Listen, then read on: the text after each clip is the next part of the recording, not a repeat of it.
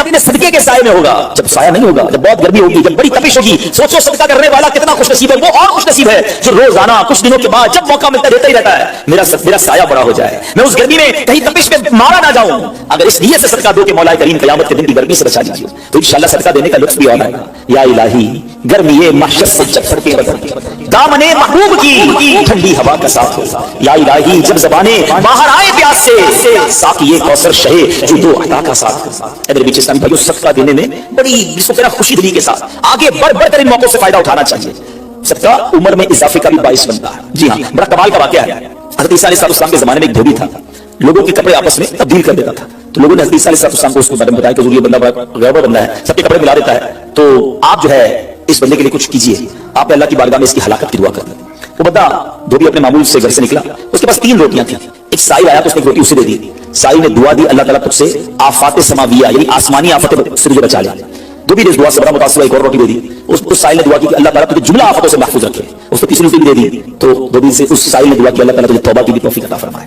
अब एक बड़ा सांप जो है उसकी गठड़ी में दाखिल हो चुका था, क्योंकि अब उसकी हलाकत की दुआ हो गई थी। उस सांप की गोया कुदरती ये ड्यूटी लगाई गई थी कि इस धोबी को काटना है। जब धोबी कपड़े लेने के इरादे से उसने गठड़ी के अंदर हाथ डाला, तो फरिश्ते ने उस सांप को लोहे की एक लगाम डाल दी और वो धोबी सलामती के साथ वापस आ गया। धोबी को पता ही नहीं चला क्या हुआ है। लोगों ने हज़रत ईसा अलैहिस्सलाम से अर्ज़ की, ऐ रूहुल्लाह, धोबी तो सही सलामत वापस आ गया, आपने तो उसकी हलाकत की दुआ की थी, आप तो अल्लाह के नबी हैं।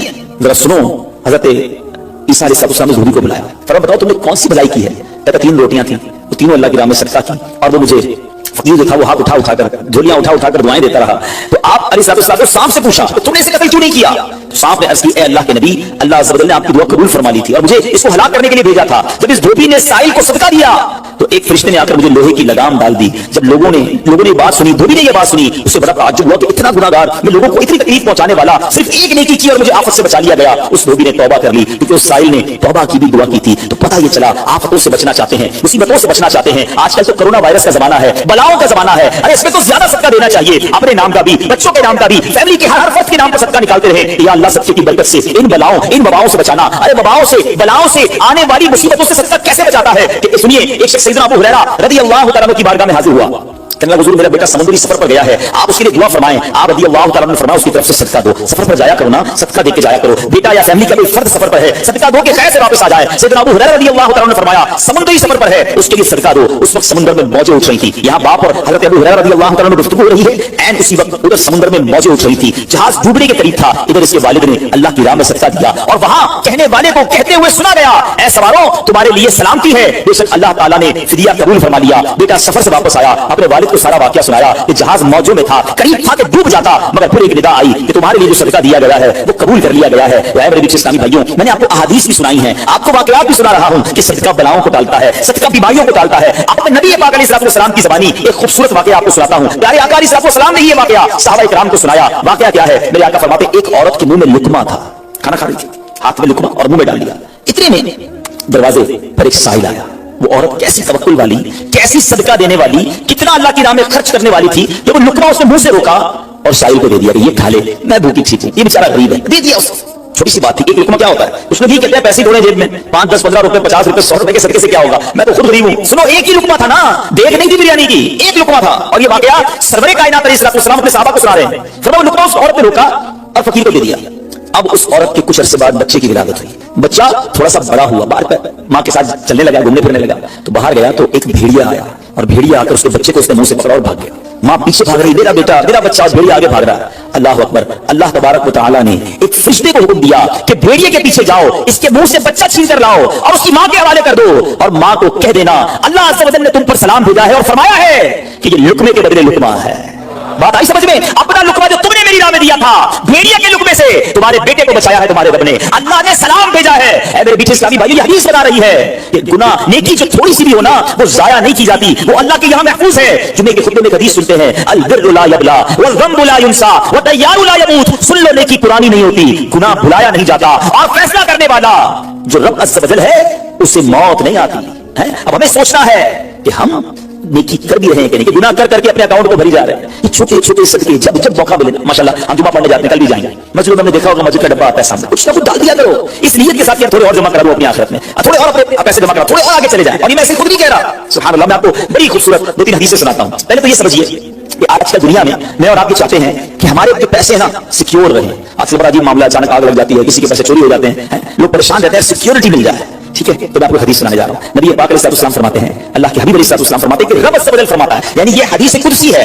اللہ فرماتا ہے, اے ابن آدم, اپنے خزانے میں سے میرے پاس کچھ جمع کر دے, اپنے پیسوں میں سے کچھ پیسے میرے پاس جمع کر دے. میں حدیث کا خلاصہ کر رہا ہوں. نہ جلے گا, نہ ڈوبے گا, نہ چوری کیا جائے گا. سنو کیسی سیکیورٹی ہے.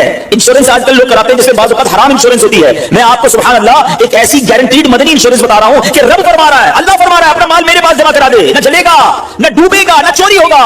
اور اللہ فرماتا ہے میں اس وقت تجھے پورا بدلہ دوں گا جب تو اس کا زیادہ ضرورت مند ہوگا. کون سا وقت ہوگا وہ؟ قیامت کریں جب بچہ ماں کے پاس جائے گا نا, ماں ایک نیکی دے دے, ماں پھنس گیا ہوں, ایک نیکی چاہیے. ماں اس ایک نیکی میں بھی بیٹے کی مدد نہیں کرے گی. ماں جائے گی اولاد کے پاس کہ بیٹا میرے گناہ لے لو, اولاد کہے گا ماں سے کہ نہیں میں تمہاری مدد نہیں کر سکتا. باپ بیٹے کی ہیلپ نہیں کرے گا. ایسا حال, مگر کون حامی ہوگا؟ اللہ اکبر. میرے اعلیٰ حضرت سے کچھ فرماتے ہیں, رضا ان کے سوا رضا کوئی حامی نہیں جہاں. کہاں قیامت کے دن کیا ہوگا؟ ان کے سوا رضا کوئی حامی نہیں جہاں. گزرا کرے پسر پہ فدر کو خبر نہ ہو. بیٹے پہ گزرے گی, باپ بھی جواب نہیں دے گا. تصور کریں, امیجن کریں, قیامت کا دن ہوگا, کسی کا نامہ اعمال تولا جا رہا ہو اور ایک نیکی کی وجہ سے وہ پھنس جائے. گناہ ایک زیادہ ہے, پلڑا بالکل ایک نیکی کی وجہ سے نیچے ہے. کتنا یاد آئے گا کہ کاش تھوڑا اور صدقہ کر دیتا, کاش 2 رکعت نفل پڑھ لیتا. نفل چھوڑ دیتے ہو نا, نفل ہی ہے نا, درود نہیں پڑھتے, ذکر الہی نہیں کرتے, چھوٹی چھوٹی نیکی سمجھ کر چھوڑتے ہو. اگر یہ چھوڑتے وقت خیال آئے نا کہ کہیں ایسا نہ ہو کہ وہی ایک نیکی کم پڑ گئی اور میں اللہ نہ کرے جہنم میں نہ ڈال دیا جاؤں. فَأَمَّا مَنْ ثَقُلَتْ مَوَازِينُهُ, جس کی تولے بھاری ہو گئی, قرآن کہتا ہے فَهُوَ فِي عِيشَةٍ رَاضِيَةٍ, وہ من مانتے چین میں عیش میں ہوگا. اور جس کی تولے ہلکی پڑ گئی, وَأَمَّا مَنْ خَفَّتْ مَوَازِينُهُ فَأُمُّهُ هَاوِيَةٌ وَمَا أَدْرَاكَ مَا هِيَ نارٌ حامیہ. جس کی تولے ہلکی پڑ گئی, وہ نیچا دکھانے والی گود میں ہے, اور وہ کیا ہے تم نے کیا جانا؟ شولے مارتی بھڑکتی ہوئی آگ, یعنی جہنم میں ڈالا جائے گا اگر تولے ہلکی پڑ گئی. تو اگر اپنی اس اسکیل کو بھاری کرنا چاہتے ہو تو اللہ فرما رہا ہے اس وقت میں لوٹاؤں گا جب تم زیادہ ضرورت مند ہوگے, جب تمہیں زیادہ ضرورت ہوگی. یہ سیکیورٹی ہے.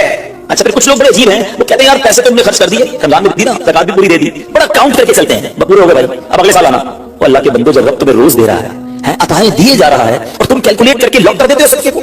ایسا نہ کرو. میں آپ کو حدیث سناتا ہوں. اللہ کے حبیب صلی اللہ علیہ وسلم فرماتے ہیں, پیارا کرے فرمایا مال کو روک کر نہ رکھو, روک کر نہ رکھو, کہیں یہ نہ ہو کہ تم سے بھی روک لیا جائے. ہاں, ہمارے لیے بھی روکا جا رہا نا. مثال کے طور پر دکاندار بیٹھے ہوں گے یا بزنس کمیٹی کے لوگ بیٹھے ہوں گے, آپ کا مثال کے طور پر مہینے میں 1 لاکھ روپے کا خرچہ ہے. کبھی کبھی ایسا بھی ہوتا ہے پہلے 2-3 دنوں میں لاکھ روپے ہو جاتے ہیں پورے. تو پتا لگا تو پورے مہینے کا ہو گیا, 27 دن بعد آئیں گے. نہیں, آنے تو جتنا آ رہا ہے, ہم آنے والی سائڈ پر ہی روک رہے ہیں. ہاں, خرچ اللہ کی راہ میں کرنے والی روک لیتے ہیں. جب وہ دینے میں نہیں روک رہا تو تم اللہ کی راہ میں خرچ کرنے میں نہ روکو. میں حدیث سنا رہا ہوں کہ روک کر خرچ نہ کرو, روک کر نہ رکھو, کہیں یہ نہ ہو کہ تم سے بھی روک لیا جائے. ایک دوسری روایت میں کہ نبی پاک علیہ السلام نے فرمایا خرچ کرو, گن کر نہ رکھو, کہیں یہ نہ ہو کہ اللہ بھی تمہیں گن کر نہ دے, کہیں یہ نہ ہو کہ اللہ بھی تمہیں گن کر دے. اور بچا کر نہ رکھو, کہیں ایسا نہ ہو کہ اللہ بھی تم سے بچا کر رکھنے لگے. ادھر سے رک گیا نا, عطائیں رک گئی تو کہاں جائیں گے آپ؟ دیکھیے, اچھا آج کے دور میں تھوڑا سا سروے کر لیں, جتنے لوگ آپ کو صدقہ خیرات چیریٹی کرنے والے, کھانا کھلانے والے, آپ کو جو لوگ ملیں گے آپ دیکھیں ان کا سرمایہ بڑھ رہا ہوتا ہے, ان کا مال میں اضافہ ہی ہو رہا ہوتا ہے, کیونکہ اللہ پاک انہیں دنیا میں بھی نواز رہا ہوتا ہے. میرے بیچ اسلامی بھائیوں, کتنی چیزیں آپ دیکھیں کہ بچ رہی ہیں, بلاؤں سے بچ رہے ہیں, آفتوں سے بچ رہے ہیں, رزق میں اضافہ, بری موت سے بچاؤ, قیامت کے دن اپنے صدقے کے سائے میں بندہ رہے, دنیا میں مال میں اضافہ, یعنی بینیفٹ ہی بینیفٹ ہے, فائدہ ہی فائدہ ہے اللہ کی راہ میں خرچ کرنا. اور سچی بات یہ ہے کہ یہ بریلینٹ کمال کی انویسٹمنٹ ہے کہ جو آپ کو ملے گی. اچھا, دنیا میں لوگ معاذ اللہ سود پر پیسے دیتے ہیں, حرام جہنم میں لے جانے والے کا پیسے دیتے ہیں اور وہ بڑھا کے دیتے ہیں, ہے نا, بینک میں رکھواتے ہیں, ادھر سے بڑھ جاتے ہیں. جہاں غیر شریک کام ہے, میں اس کی بات کر رہا ہوں. تو کبھی بھی ایسے منافع کی طرف نظر نہیں ہونی چاہیے, کیونکہ سود پر کام کرنے والا یہ اللہ سے جنگ کرتا ہے. اللہ مجھے آپ کو ہماری نسلوں کو حرام روزی سے بچائے, فقط حلال روزی عطا فرمائے. مگر آؤ میں آپ کو ایک ایسی انویسٹمنٹ بتا رہا ہوں جس میں اضافہ بھی ہوگا, اور ایسا اضافہ ہوگا کہ دنیا میں کوئی آپ کو ایسا منافع نہیں دے گا. اور یہ میں نہیں کہہ رہا, حدیث پاک کا مفہوم ہے. ہم جب صدقہ کرتے ہیں میرے اور آپ کے ہاتھ سے نکلتا ہے, اللہ کے حبیب علیہ السلام فرماتے ہیں اس کا مضمون ہے کہ جب صدقہ بندے کے ہاتھ سے نکلتا ہے, ہاتھ سے نکلتے ہی اللہ کے دستے قدرت میں چلا جاتا ہے, اور اللہ تمہارے صدقوں کو پالتا ہے جیسے تم جانور کو پالتے ہو. چھوٹا بچڑا ہوتا ہے, چھوٹا جانور ہوتا ہے, ایسا بڑا ہوتا ہے نا. فرمایا جب بندہ کھجور کا صدقہ دیتا ہے نا, قیامت کے دن اس کھجور کے صدقے کا رب کریم اسے بہت پہاڑ جتنا ثواب عطا فرمائے. بڑھتا جائے گا. تھوڑا صدقہ بھی قیامت کے دن اللہ نے چاہا پہاڑوں کی مانند ملے گا.